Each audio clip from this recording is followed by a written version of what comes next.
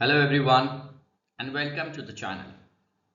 Have you ever wondered how governments control inflation, create jobs, encourage economic growth and manage international trade?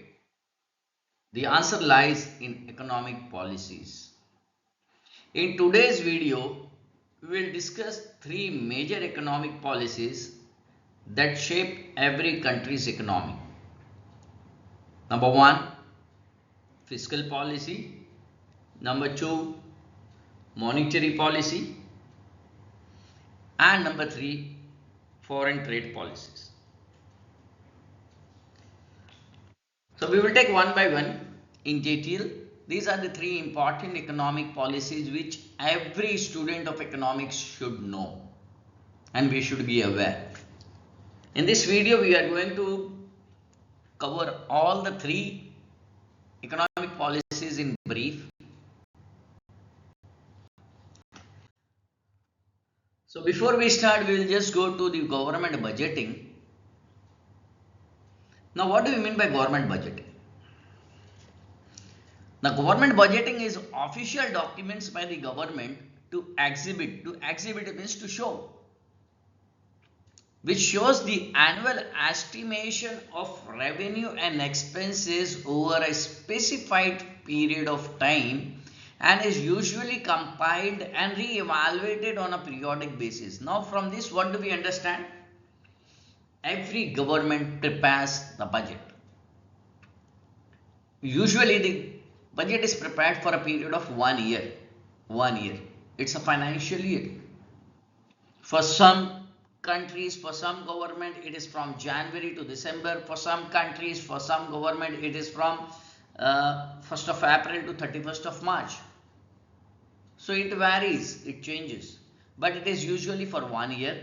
And what does the government budget include? What does it shows? It shows the annual estimation. This is an estimation, the prediction about the future. About the future revenue. The revenue means the income and the expenses, the amount which the government will be spending. So in the budget, the government will be estimating in future in the next 1 year when they prepare a budget from where the government will be getting the income and where the government will be spending the money to reduce the poverty, for the infrastructure development. And from where the government is getting the revenue, the major source of revenue for any government is the tax. It can be income tax or corporate tax, direct and indirect taxes. And the government, there are many government companies. So when the government companies are manufacturing the product and services they are selling, they generate revenue from there also. So from where the government will get the income and where the government will be spending, they estimate about 1 year's budget. That is called as government budget. Similarly, the budgets can be made for a person. An individual can also make a budget. That means how much salary he is receiving and how much money he will be spending in a month. The budget can be made for a group of people. Suppose you are going on a trip, you are going on a tour, you are going on a picnic, a group of people, they can make a budget how much money will be spent on this particular trip or a picnic, where you will be spending and from where you will be arranging the money. The budget is made for the businesses, it is made for the government, or just about anything else that makes and spends the money. So when you make money, when you generate money, when you have income and when you spend money, you need to make a budget. Now there are capital and revenue budgets. These are two types of budgets of the government. So what is capital budget? The capital budget includes the capital receipts such as disinvestment or borrowing. Disinvestment means if the government is selling some companies or something, they will receive the money. A borrowing means when the government is taking a loan. When they take loan, they have to give it back. And lengthy capital expenditures, for instance, for example, long-term investment, creation of assets. All these things are included in capital budget. Then there are capital receipts or government liabilities or decreased financial assets such as the recovery of loans, market borrowings, etc. So when the government take loan, like they take a loan from IMF, International Monetary Fund, or if the government takes a loan from the World Bank, these are the liabilities which the government has to pay back. They have borrowed the money, so they have to pay back. This is a liability. It will come under capital receipts. Then we have revenue budget. Revenue means the income which the government will be receiving. So the revenue budget contains revenue expenditure and receipts. In this, the receipts includes both tax revenue. Tax revenue means which includes excise duty and income tax. Like in India, we have GST.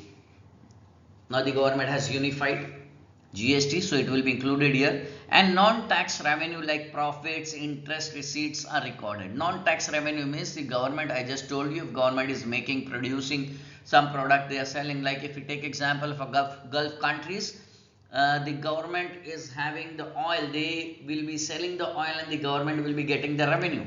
So that is a non-tax revenue. Tax includes everything: income tax, corporate tax, VAT, value added tax. So these are capital budget and revenue budget.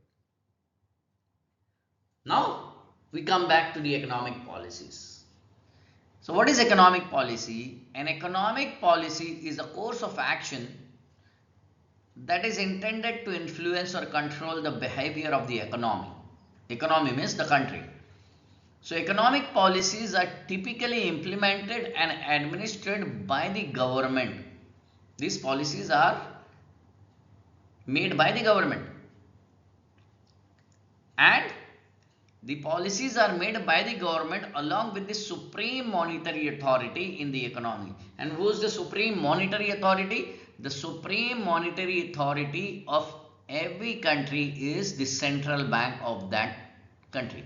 Every country has one central bank. This central bank is responsible for the monetary policies. So here we will see there are three economic policies. The first one, as I told you, fiscal policy. Second, monetary policy. And the third one is foreign trade policies. So we'll just go in brief about each policy. The first one is the fiscal policy. So just pay attention. What is the fiscal policy? Fiscal policy is the use of government spending and taxation to influence the economy. So it includes the use of government spending, where the government will be spending the money, and it includes the taxation. So the point which you should keep it in mind here is fiscal policy is related to important things which the students should remember is it is related to tax. How much tax the government is collecting? Okay, sometimes government increases the tax limit, sometimes they reduces. And government spending, where the government will be spending the money which they will receive in the form of tax and non-tax revenues. So government typically use fiscal policies. So this type of policies, the fiscal policy government is preparing and making, and they are using it to promote the strong and sustainable growth, like developing the infrastructure, providing support for the development of some industries. And this fiscal policy the government is using for reducing the poverty, helping the poor people of the country. The fiscal policy is used by the government to ensure high employment opportunities, to solve the problem of unemployment, providing jobs to the young people, the young citizens of the country. And these type of fiscal policies is used by the government to control the inflation rate. The prices should be controlled in the economy. Okay, so the second policy is the monetary policy. The monetary policy is related to money. Remember, money and anything related to money, the monetary policy in any country, the main body which is responsible for framing and implementing the monetary policy is the central bank. So here you can see the central bank or the monetary authority of any country is generally mandated with the responsibility of conducting the national monetary policy, which essentially represents the delicate act of finding some balance between the demand and supply of money. I just told you, monetary policy means it will be related to the demand and supply of money in the country. And how it is achieved by the central bank? It is often achieved by altering the price of money and interest rate. So it is the government, it is the central government which make changes in the interest rate. Sometimes the central government increases the rate of interest. If the central bank wants to increase the supply of money, the central bank will reduce the interest rate on loan. So when the rate of interest on the loan is less, what will happen? More people will take the loan. That means the supply of money will increase. If the central bank wants to reduce the supply of money, the central bank will increase the rate of interest on loans. So when the interest on loan is increased, the loan becomes costly. So what will happen? The demand for the loans, the demand for money will be less and the supply will be less. So this is how the central bank controls the supply, demand and supply of money through the use of monetary policy. The delicate act involves the avoidance of not only excess supply of money as a source of risk to inflation, but also tight liquidity condition as a constraint to economic growth and high employment opportunities. There should not be excess supply of money, because if you are supplying more money, there will be inflation. So every country is having one central bank. The names of the central bank of different countries is different. Like if you take example of a central bank of America, it is a Federal Reserve System or Federal Reserve Bank. In India, it is a Reserve Bank of India, RBI. Okay, like in Gulf countries, in Oman, it is the Central Bank of Oman. So different countries, the name of the central banks are different, but every country has one central bank. So the central bank is responsible for the monetary policies, which is mandated, means they have been given power by the government. And now the last, third economic policy is the foreign trade policy. So foreign trade policy is a set of guidelines and instructions which is established by the government concerned authority in matters related to import and export of goods. Very clear. Foreign trade, when we say trade, means buying and selling of goods. Trade means what? Buying and selling of goods. That is trade. And when we say foreign trade, means buying and selling goods outside the country, from outside the country. So when we buy from other country, when we buy the product or services, goods from other countries, the goods are coming inside the country, it is called as import. And when we sell the goods and services outside the country to another country, goods are going out, it is called as export. How do you remember import? Goods are coming in, I, and inside, in, import. When we sell out, it is going outside, external, it is export. So foreign trade policy is nothing but it is related to import and export rules and regulations, which is fixed by the government. Foreign trade policy may change from time to time as required to maintain the favorable trade practices across the world.